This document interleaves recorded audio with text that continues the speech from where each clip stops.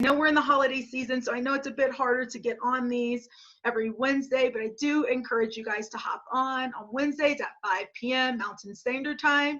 And if you're not able to make it, all of these trainings and all these webinar series is on the Clear Creek Economic Development website. So you have that there, evergreen, that you can look at. And it's streaming live on Facebook. If you're not in the Zoom, you're probably on Facebook. So you were able to see everything there. And hello, Dr. Terry, how are you? I see that you just came in. Hi. Good to see you, Jackie. I know. And I was like, I know, it's like I got my crew. I feel like we're getting our steady crew of people coming in. So that means that you guys are getting good nuggets of information. So you know that this is informal, so feel free to unmute if you're on Zoom. If you're on Facebook, please drop something in the live so Lindsay can see it and refer it to me. And if I don't acknowledge you, it's just because I just see myself. Unmute yourself and be like, hey, Jackie, hold on, I got a question. So today, the topic was, I put on there, is your business losing you money? But I've had some coaching calls in between this, so I kind of tweaked it. Is the way you are doing business losing you money? Because people are like, well, we're all losing money. It's COVID, Jackie. That's a silly question. So I just said, is the way you're doing business? So I changed that up a bit. So my background, again, I am Jackie Johnson. I'm a business strategist. And my background goes from all the way to corporate world, working with entrepreneurs. So I've worked in the world of Walgreens to CVS. I've even worked at natural grocers. I have worked at several different locations in different places. I mean, in different states. I've worked in hospitality, I've worked in fitness, I've worked in nutrition. I'm also an entrepreneur. I have this consulting business and one of my personal brands. So everything that I'm telling you is a combination of years of experience for working for people and then analyzing people's businesses. And I see a little thing in the chat here, so make sure I'm answering it.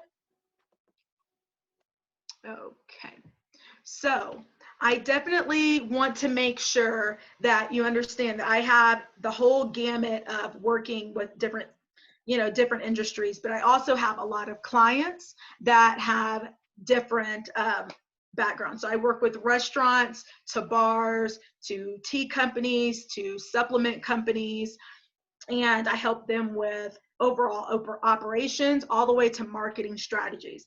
And I'm saying all of this because I want you guys, this is my last class out of the webinar. And if you guys have questions, please pick my brain while I am on here or reach out to me, because I don't want you guys not to be equipped during the holiday season for your guys' holiday pushes.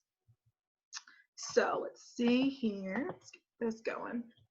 Okay, so we're talking about bookkeeping, and I know this is a snore, so I'm going to try to make it more exciting and not make it a super snore. But a bookkeeper, people are like, well, I have a bookkeeping system. I have QuickBooks. I'm just going to put QuickBooks. But a bookkeeper is a person that keeps your records and records or financials for a business. That is what they do. But the key word here is they keep the records for you, which means you are going to have to give them some type of records. I get clients all the time, they're like, my bookkeeper's not doing a good job, she can't figure out my numbers. And I'm like, well, what did you give your bookkeeper to record? Because she can only record, just like me doing this live right now. It is a recording. If I don't give any information, they cannot do their job. So I don't want that to be confused with people thinking a bookkeeper is doing all of their records for them unless they are paying them to do that. If you're an owner of a company, an investor, or a manager at a company, you are responsible of generating these records to give your bookkeeper, and that will help you get proper records. And so, fact number one, good bookkeeping saves you money. It just really does. When you have piles of papers and you don't know where anything is, you don't know exactly how much something is costing you, how much you're paying for something. You don't know how much you're spending in labor. You don't have even financial records so you can set goals for yourself of how much you want to make this week, how much you want to make next week, how much do you want to pay for the quarter. It is a nightmare. So if you don't have good record keeping, you are losing money because you are all over the place. So again, good bookkeeping, record keeping will save you money. So bookkeeping, like for a bookkeeper, they're like, this is the 101. Like a bookkeeper, what they're looking at is like your balance sheets. So your balance sheet is showing exactly how your financial status of your business is. And that can be your assets, your liability, and then your sources of income. So people are just like, well, what is that balance sheet? Because I think there's so many terms that get thrown around. People use balance sheet in place of P&L or profit and loss statement, and they are two different things. A balance sheet is basically showing your revenues, your revenue streams, and you can look at it in a glance. So I'm going to explain that. And then fact number 2, bookkeeping is a large component in creating a strategy. So I kind of touched on that before. Bookkeeping, and I'm going to keep talking about bookkeeping, is important. Having a system and doing it. With my clients, I have people that are still old school paper. I don't care if it's old school paper, long as it's organized. I don't care if it's Excel, long as it's organized. I don't care if it's QuickBooks, long as it's organized. I don't care if they bought a software, as long as it's organized. Because when people bring me in, they're showing me all of their records. And if I have confusion, I can't give you a proper strategy for marketing, saving on labor, looking for alternative vendors. So fact number 2, it's a large component. And I know that in business, people get really frustrated with numbers. They're like, I just want to do the business part. I got to hire someone else to do the numbers. And that's okay. Know your strengths, understand where those weaknesses may be. But I don't want people saying that I have a bookkeeper, I have a manager, or if they're an investor, they're like, I have the owner and I'm not really into that. I'm not into it. So they don't look at it. So if you're not looking at your records, and this is not a quarterly thing because I need to figure out my quarterly sales tax, you should be looking at your numbers. I say daily.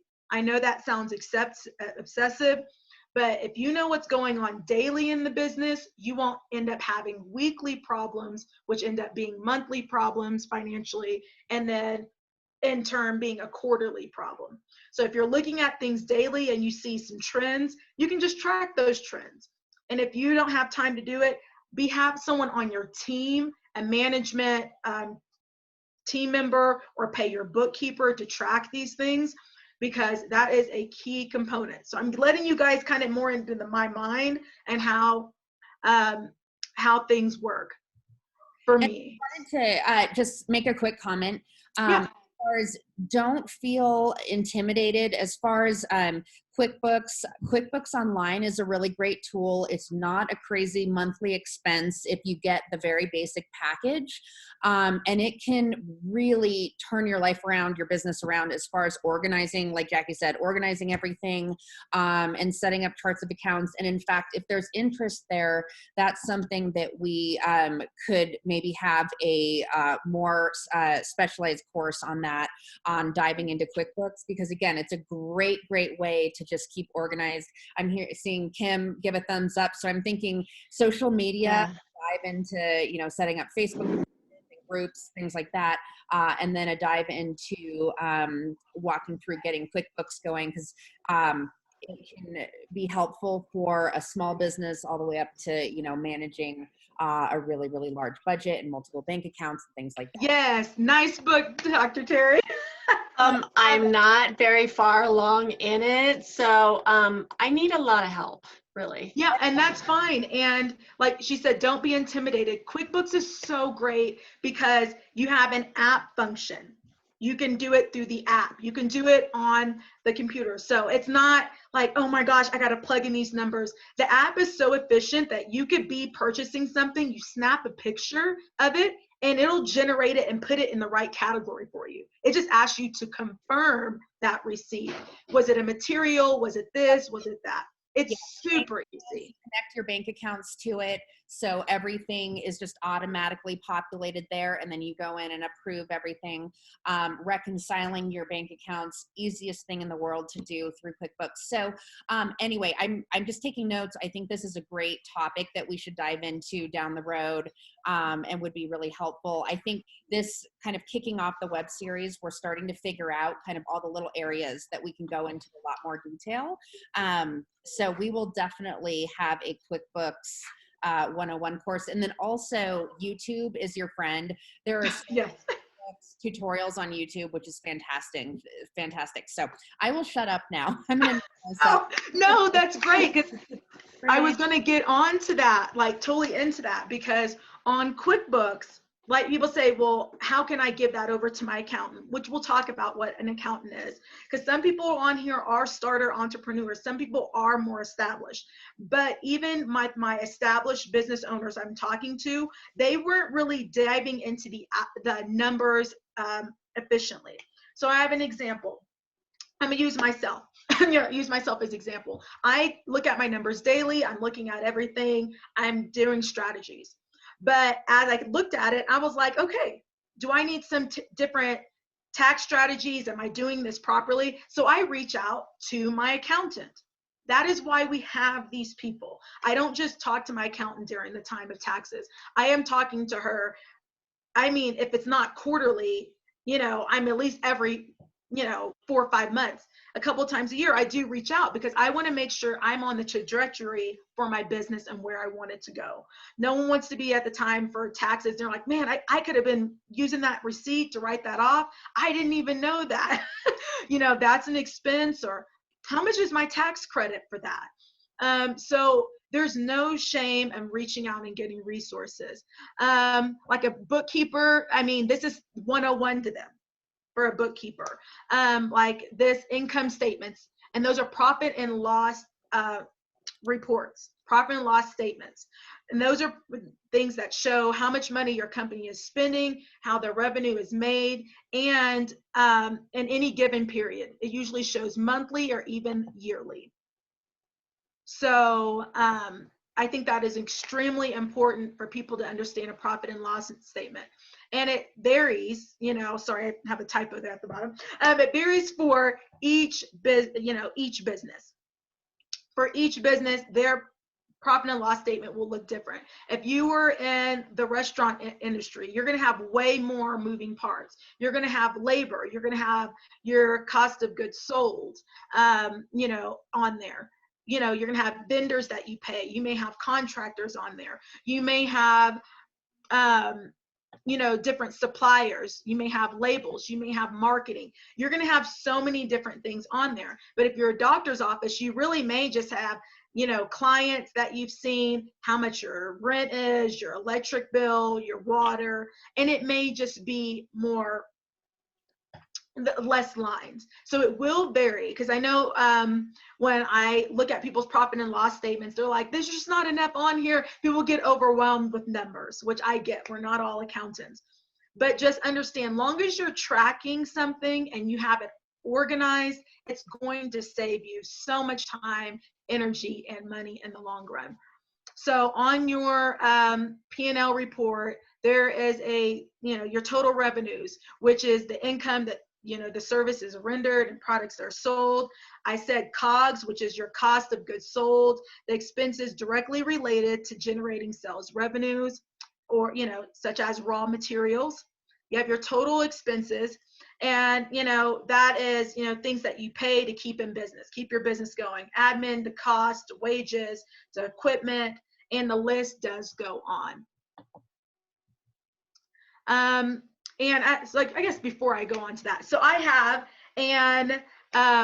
a real life example of a company I worked for. I worked for a management company called Guest Prep, and it was a hospitality company. So I managed things in Denver, Washington, D.C., and Austin. And all of these places, we would do hotel kind of turn down cleaning for short-term rentals. So we would go in, my employees would go clean, we would snatch our sheets off the bed, and we would, clean. And then after we cleaned, we would send this off to a laundry service. So everything we had was pristine white. It had to be washed. It had to be sanitized.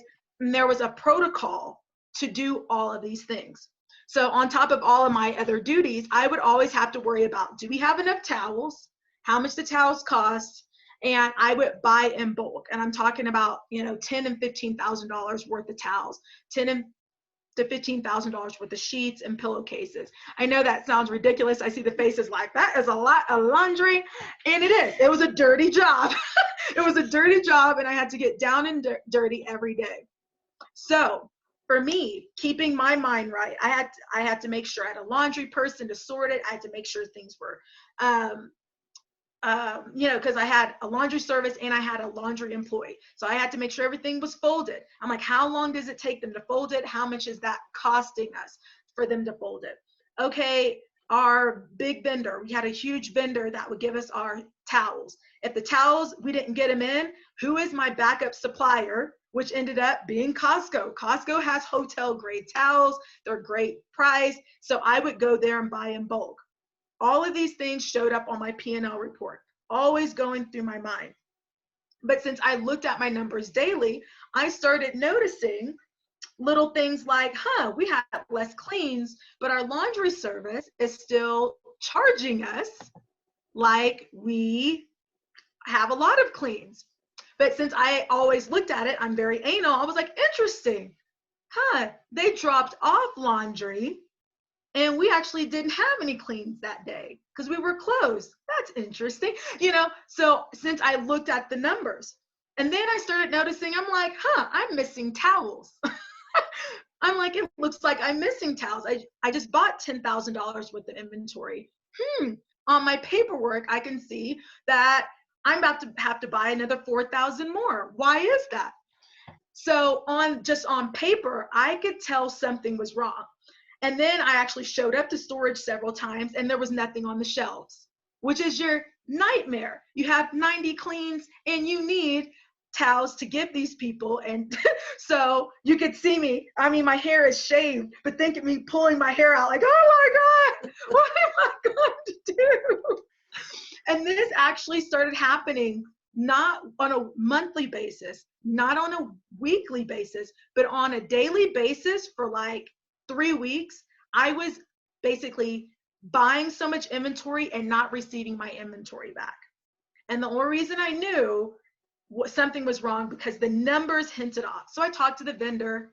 Long story short, someone was stealing our inventory.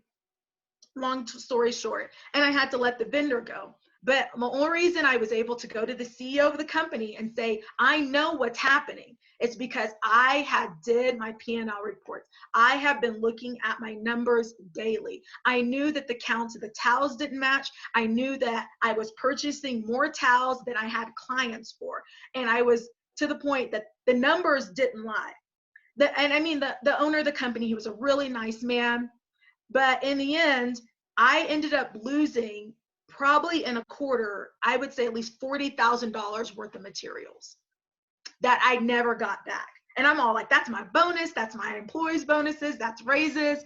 It all worked out in the wash, but that is a key thing of why numbers matter. It sounds silly, but even in a restaurant industry, you can go and you're getting a case. Say the case costs, I'm gonna say meat is $500. You have $500 worth of meat. And then you notice that 20% of it's bad. So you're ending up getting rid of it. And then you have to buy 20% more to make up for that. That is a loss. You're like having a loss. And if you see that variable on your report, that we always are having to order more steak, more hamburger meat, more turkey meat, or whatever it is to cover this loss, you can see that on paper. And it's really hard to catch that going in weeks later. It's very hard to catch. So for a restaurant owner, I always tell them, if you start seeing that your cases are not being consistent, you need to contact your vendor immediately to get your money back or get that stuff replaced. Get a credit because you don't have money to throw away. And one of the recent clients I just talked to, she was throwing away just, she's like, it's just fruits and vegetables here and there. And I said, we'll track it for a week. And for the week, she's a high volume place. She had, I think, closer to $700 of just non-usable product. So I'm like, $700 times 4, that's $2,800. And you're just like, well, I don't want to make my vendor mad. And I'm like, well, you're making your bank account mad because $2,800 worth of inventory. And I'm like, that's your bonuses. That's extra things that you could do for marketing and incentives. So there's that. And then for people that are chiropractors or acupuncturists, I always tell people, you know, you don't have a lot of expenses, but electric bill and water bill, if you're renting in a location, that stuff adds up. That $50 here, $100 here. And if you start saying, well, we're not really there, how did my water bill go up? See if it's the meter, see if you have a leak, but you can see that on numbers. You know, you may have a running toilet. It sounds silly, but right now we are at the point that we are counting every single penny to make sure that our businesses are able to scale and grow, especially during COVID. So I did a tangent, but it's all relevant information on, I know Kimberly's like laughing, but it is relevant information because I think people just are like, oh, it's $20 here, $20 there. But in your business, when you're trying to scale and grow, you need that $20 here in your bank account. You need that $40 here in your bank account. You don't need it basically getting flushed down the tubes every single time that you have something going on. So neither here nor there. I am back to the income statements on the P&L report and summing that up. And then cash flow sheets. So I get this question and people are so confused. And I'm going to start with, this sheet does not match your bank account, so don't get confused. So the cash flow is how much money is coming in, what it's being spent on, and what it's going out. So that is really what investors look at as the key determiner of what your business is worth. Because on paper, your balance sheet may be like, oh, this is a $400,000 business. And then they come in and you're like, man, you guys are slow and you don't have any transactions.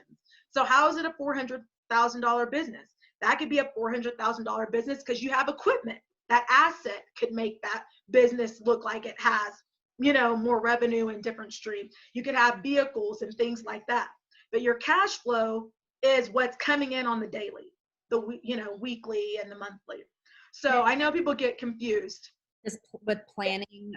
So if you're really tight on cash, with COVID especially now, you can do some forecasting, and maybe we can look at, I have a couple cash flow spreadsheets that I use with our loan applications that we do through CCDC, but you know, you can forecast what you think you're going to be bringing in and plan your bills based on the due dates and when your money is going to be coming in. So it's a great little tool to get a better picture of how your business is running, for sure. As confusing as it can be, once you dive into it, it's really not too bad. And we can, I think, maybe do a deeper dive into cash flow, putting cash flow. Yes. I'm not going to get deep on it because I want to talk about some fun things that I didn't put on the description. But I think people get overwhelmed. They're like, well, I mean, the bank account has money in it. And I'm like, yeah, but that's not necessarily your cash flow. Or on the bank account, some of the expenses may have not been taken out of your bank account yet. So you can't just say, well, I got 10 grand in the bank. Well, have you paid rent? Have you paid water? Have you paid your employees? Like all of those different things. So cash flow has to be tracked. And all I'm going to say is it does not match your bank account. So do not be like telling your bookkeeper, well, what do you mean? What do you mean I don't have enough money to cover payroll? I got such and such in the bank. It's two different things. It really is. And it may sound like gibberish right now. But I did talk a little about an accountant. So they fulfill a broad range of like accounting, auditing, taxes, and even consulting duties. If they have, some tax strategy background. So that could be your sales tax, if it's, quarterly sales tax, it could be just regular sales or online tax or annual. The accountant is the person that crunches the numbers, tell you how much you owe the feds. I always like saying the feds, who you owe, the city, the county, and it could have other variables in there too if you owe back taxes. So that's the person that's going to tell you what your tax bracket is. If you make different revenues, where you're going to move it up in a tax bracket, down in a tax bracket. And since everybody on here is an entrepreneur or a business owner or investor, please do not do your own taxes. I always tell people that. I know people are like, I can do it. It's not that much.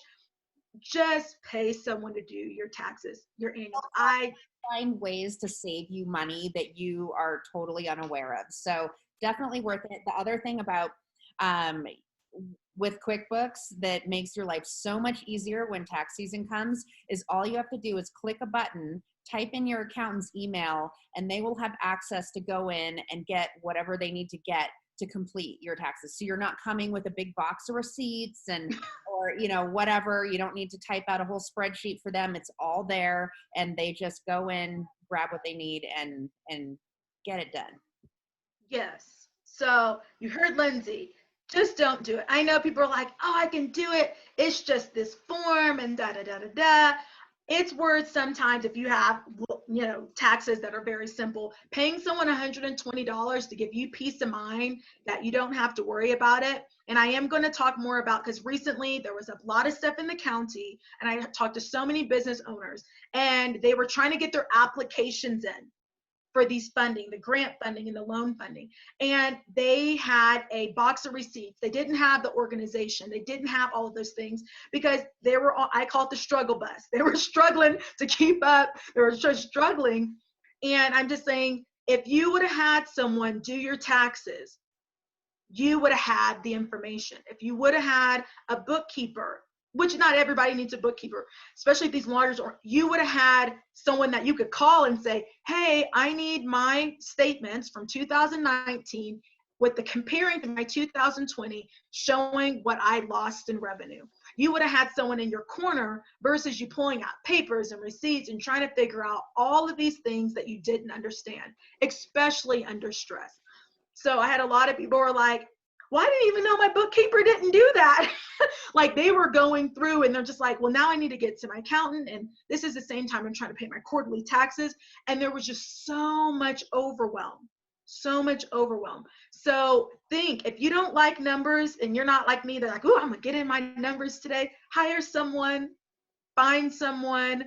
And you may find a really gifted CPA that's like, oh, I got a bookkeeper that I can use, or here's this bookkeeping software I use that is super easy. It's $120 a year. I mean, QuickBooks, I mean, you can get that stuff as low as $12 a month.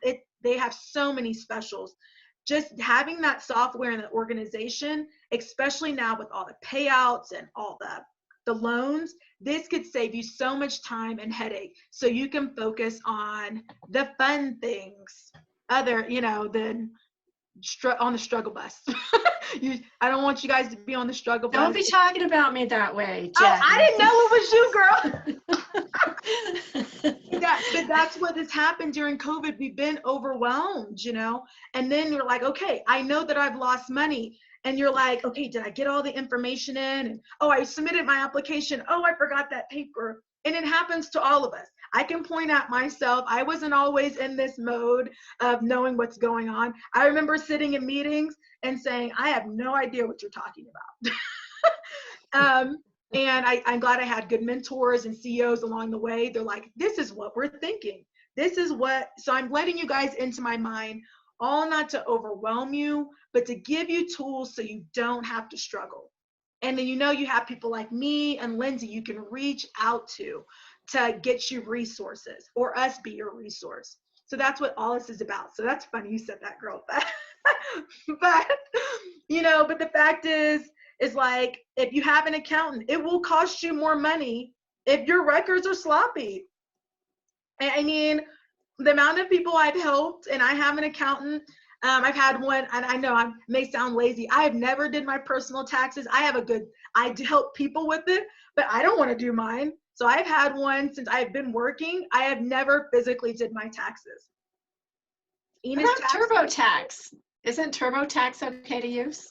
See, TurboTax, that's why they're rated. If you didn't know that, have you seen that online, that they rate the effectiveness and the accuracy of the TurboTax and H&R Block little packages. So on the news before tax season, around, I would say, the 7th of the month, they'll say, this is the effectiveness or the rating for these packages. So yes, you can use them, but the TurboTax thing, and I guess I got to say a horror story because I've had a friend that used TurboTax. She's a sole proprietor.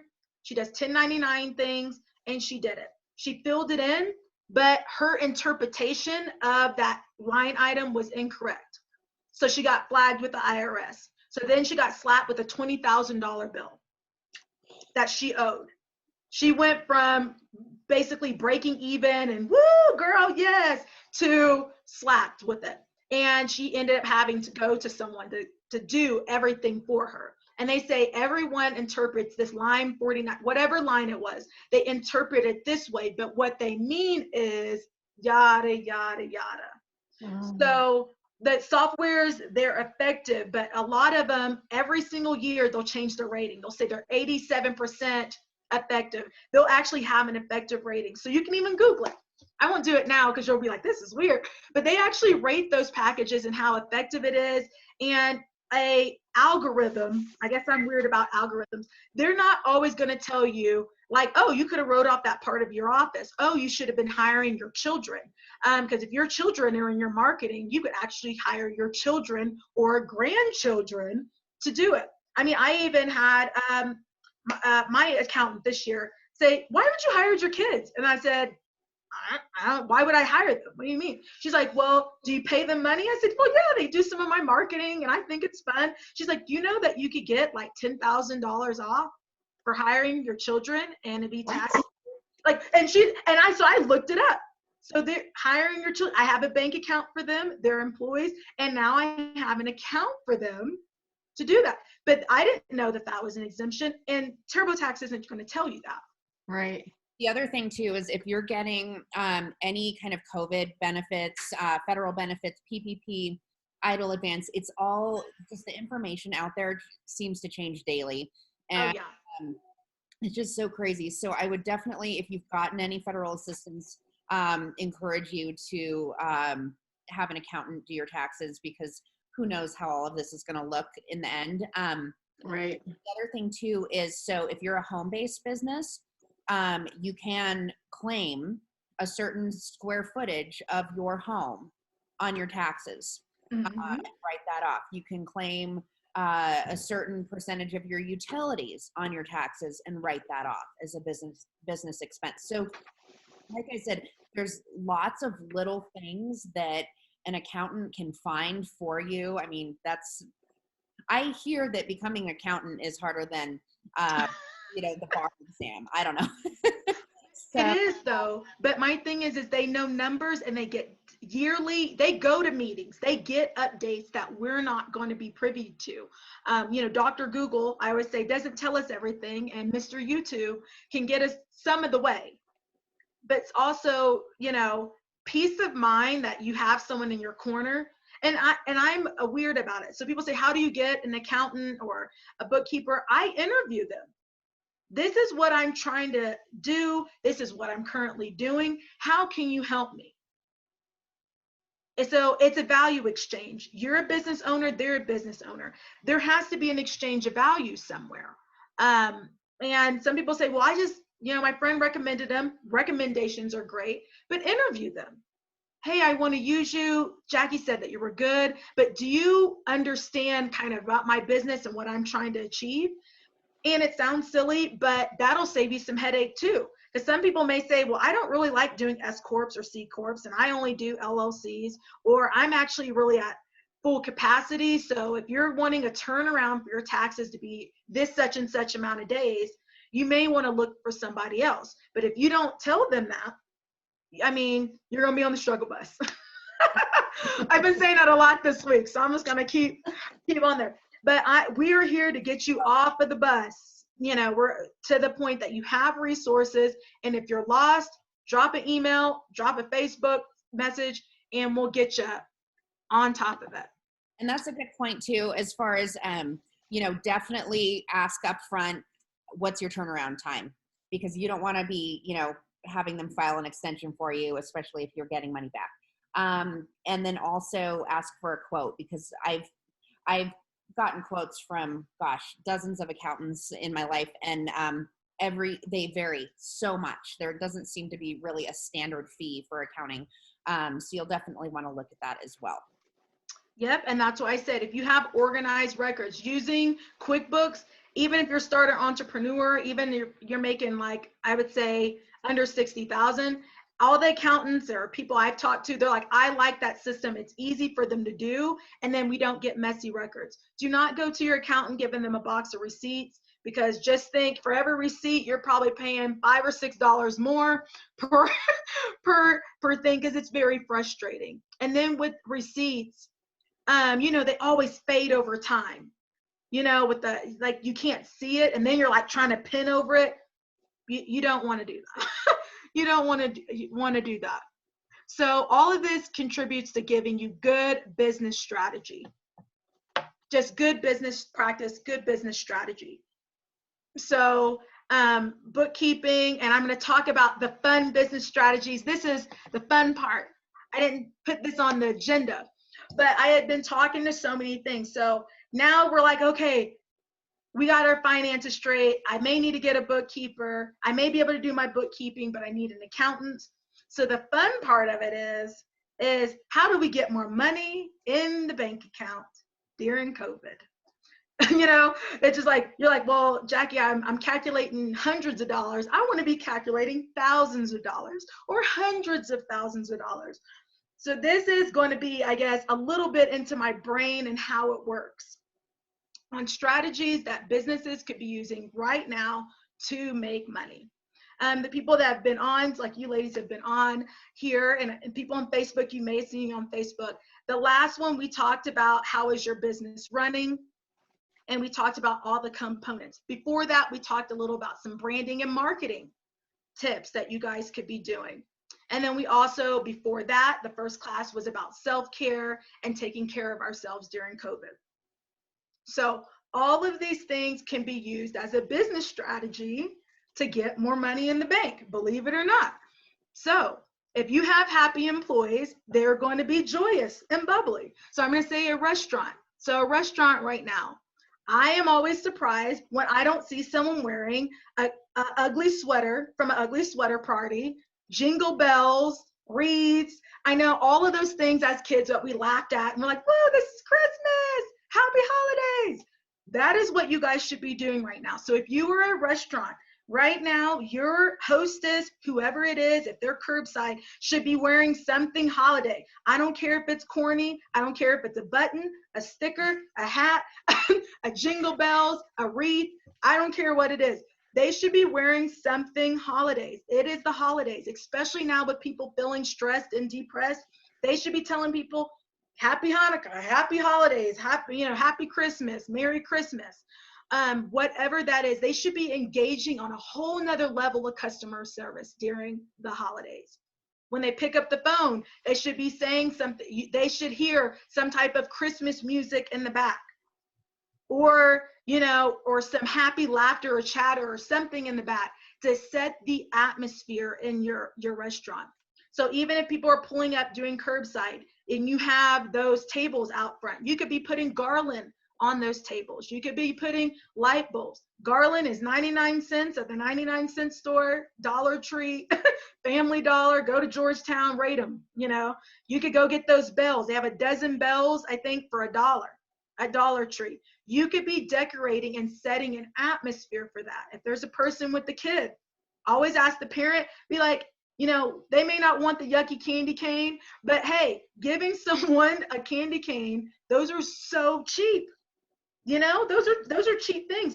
And that's creating an experience that people are going to remember. They're like, oh my gosh, I went to, I'm going to say Westbound, Tommyknockers, Two Brothers Deli, Mountain Prime. I went there and they were giving out the corniest holiday attire, or they were wearing holiday attire and they're handing out the corniest things, but that is great. They're going to remember that. And then too, everyone in the restaurant or whatever industry, you should be offering a sale. I don't care what it is. If it's, you know, you're saying that you get, you know, a free slice of this, you may not want to do free, but you may say, hey, if you do not say supersize that, we don't want to be going McDonald's level, but you're like, hey, you purchase this, would you want to spend an extra $1 or $2 and get this extra slice of holiday cake? We have pumpkin in, we have this in.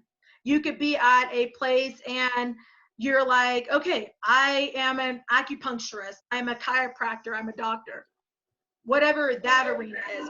You may tell them like, hey, if you set up a package, if you have a package that normally is $500, you may say, hey, if you get this package today for the holidays, because you just bought one session, if you get 4 sessions, I can give you a 12% off, you know, discount, 12 days of Christmas, extending that to you. Those are the things that you need to be thinking about because it's the holidays. So just because you are a doctor doesn't mean, or a coach or a fitness person, doesn't mean you cannot run some type of sale. Because people are looking for sales. They're looking for a good deal. You may have someone that buys a personal trainer that's like, I have sessions, all of my sessions packages. I'm like, it's $1,000 for, you know, 7 sessions. But, you know, if you get the 7 sessions for $1,000, you can get 2 bonus ones free, you know, and all it's going to do is cost you your time. But then you're also giving more exposure to show that person that, hey, you know me, you like me, you trust me, keep doing personal training with me, you know, whatever that may be. If you have like a tea or a product store, you can add different bonuses in there, free products. If you purchase this day, you get a free product. You purchase this day, you get a discount on another product. I just think about like the soap shops, and I always, when I'm in there, I'm always like, oh, cool, they can do gift wrapping. So if you're a person that you have a product service, you could do a gift wrapping, and it could be as simple as getting some tinsel and throwing it in the bag. It sounds corny, but people remember those little garnishments and embellishments that is different in the holiday season. People will remember that. They just remember the corniest things. I mean, right now I'm on social media. There are some people that are running holiday sales and it may seem overwhelming, but you may just do a simple graphic saying, happy holidays. I hope that you guys are having happy holidays. And if you're in town, be sure to stop by me. We're doing, you know, hot chocolate for the kids, or we're doing $2 hot chocolates. Don't stay outside cold. You know, we can get you one, you know, if you come in through the alleyway, or just to engage your audience. So these are the things of when I look at businesses, because I do this so often, I'm always thinking like that $5 from Dollar Tree could give someone an experience that would make them spend an extra $10 or $15 right then, or keep them coming back. Like we talked about in the branding and marketing class, we are creating the Disneyland experience. You know, parents go there and spend millions, you know, on kids' things. And people say, well, why do they keep going back? They have to stand in those really long lines because it's the experience. It is an experience. And then for parents, if they come through town, they want something that's easy. If they have kids, they're looking for that in and out, you know, they're looking for the in and out, someone that say hi to their kids, give their kids a distraction so they can order. So even having silly things like stickers for the kids, these are all inexpensive things that should not break the bank for you to start implementing. So I don't know, like Kimberly, if you want to talk about your industry, and I can give you some personalized strategies right now. So if you want to remind people what your industry is, I can come up with them off the cuff. I'm telling that. Yeah. So Jackie, I'm a guided hiking and snowshoe business. So I like your idea. Like I'm going to do something for the Idaho Springs Rec Center on Sunday. Great. Guided snowshoe. So maybe I can wash my Santa hat and like wear that. I like your candy cane idea. Oh, what yeah. Are your thoughts? And then you snap pictures, and people laugh. They're like, no one would take a picture. I was at a restaurant and it was down the hill. It was like Golden. And I'm not going to say the restaurant or anything because they're going to be like, oh my gosh, it wasn't our idea. But I was there and I had candy canes because someone that gave me some candy canes. So there's this kid acting crazy in line, and I'm like, hey, you want a candy cane? And I was like, let me ask your mom first. And she's like, yes, give him the candy cane. And then, you know, they had a hot chocolate, and the kid opened it, and I'm like, hey, have you ever put a candy cane in hot chocolate? He said, no, I never did that. So we're sipping and being there, and then I get my order, and I was like, oh, well, I like hang, you know, some candy canes on my ears, and I snapped a picture in front of their business sign, like, hey, just hanging out in the cold, you know.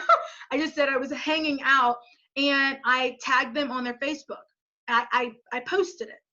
Then they went back and like, why did you do that? I'm like, because you had a long line. So I didn't show anybody's faces or integrate, but they saw that you guys were doing holiday cheer.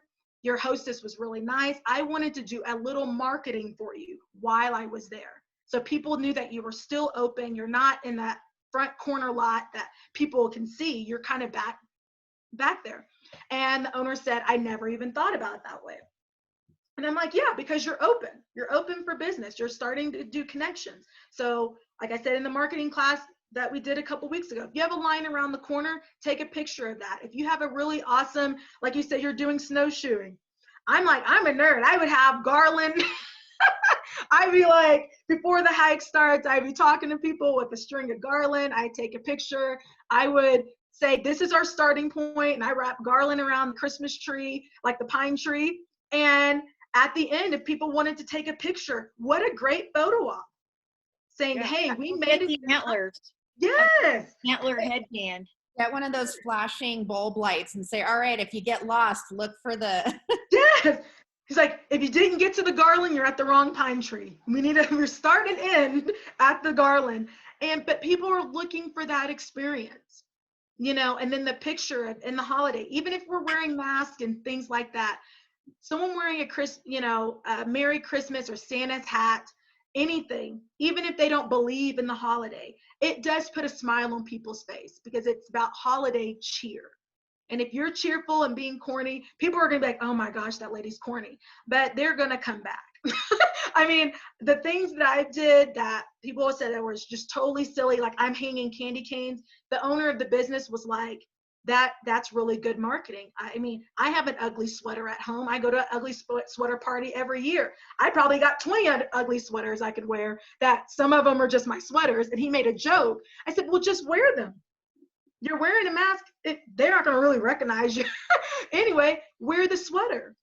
Tell people happy holidays. I've went to so many restaurants and in the county, and a lot of people aren't saying happy holidays. They're not saying Merry Christmas. They're not saying, I hope that you're doing well and you have a good holiday season, or saying 'tis the season.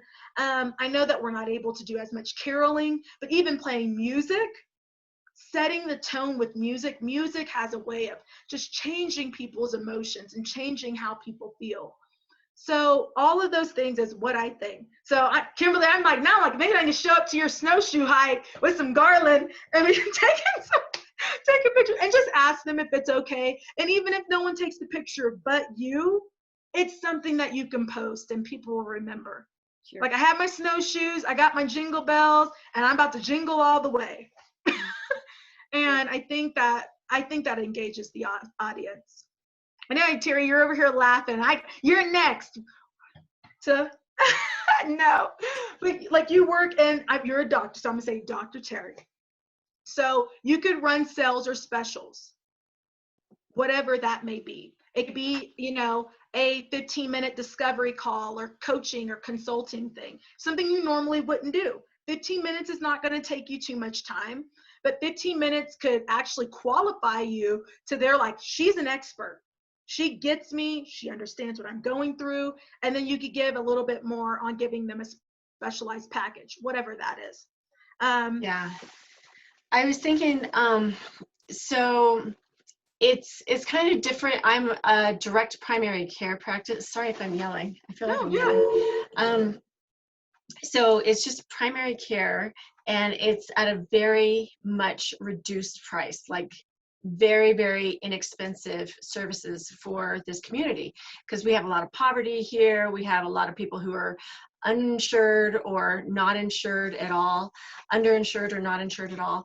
And but then I'm also launching, part of that I'm launching like the business side of it, so I can try to get businesses contracted with their employees. So I'm doing that part. And then also aesthetics. I'm going to be doing like Botox and filler and other things that are like more cosmetic and aesthetics things. But I don't know if I need to separate those two companies or if I keep them together. But I think that these types of cosmetic things are, you know, a little bit more luxurious, a little more, you know, pampering, like once a year type things. So that's easier for me to market, I think, and give discounts on because it's expensive. But on this side, like it's already, I feel I know I'm giving a lot of the services away, so I have to roll back and reevaluate and do more of my business strategy and not give so many of my services and my opinions away. So that's where I have to like figure out what I'm doing. So on that, I mean, it's like your time is valuable and you have spent years acquiring this knowledge. So first and foremost, that holds value, an immense amount of value, especially to our community, because we don't have very many people to talk to with those credentials. So we thank you. Let me add your thank you for that. But that may be with the holidays, you may be telling people that these services are here. There may be people that don't know that you exist. There's probably people you see steadily. So this is the holiday season. Did you know that we're open for business? Did you know what our hours are? Do you know that what commonly right now we're treating, I'm going to say colds because I don't know what else to say. You know, or do you know that we do annual physicals? Whatever that is, that could be you just marketing and letting people know that you're here, keeping top of mind for when they need that service. And I'm not going to talk about you giving your services away. I think that's an important key, but we should be getting compensated so we stay here to keep helping the masses. So we'll talk about that offline. Okay. But still, and you said more with the luxurious things, those are more easy. You can make self-care, take care of yourself, give a little love back to yourself. Those are all keywords that people will use during the holidays. You know, beauty inside and out. You know, like even some silly things like you're a doctor's office, but you could have some graphics showing, you know, the services you provide more in a sillier kind of lighthearted way. So people aren't scared to go to the doctor.